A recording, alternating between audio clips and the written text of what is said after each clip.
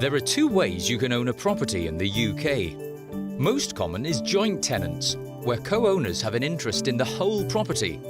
If one dies, the surviving partner becomes the sole owner. This is Mr. and Mrs. Smith, a married couple who live with their son James in their own house.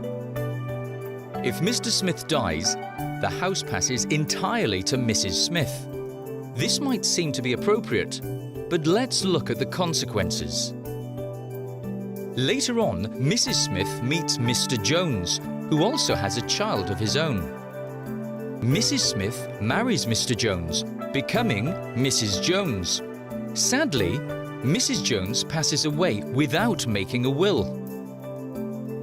Her entire estate now passes to Mr. Jones under the intestacy rules.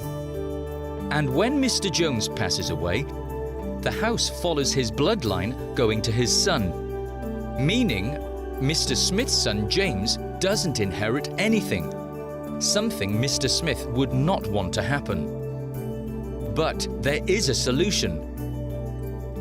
You can own the property as tenants in common.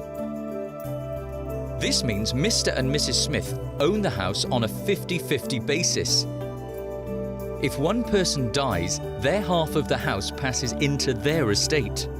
So, if Mr. Smith dies, his share of the property passes into a protective property trust set up by his will. Then James will ultimately inherit his father's share of the property when his mother dies, but Mrs. Smith has full use of the house whilst alive.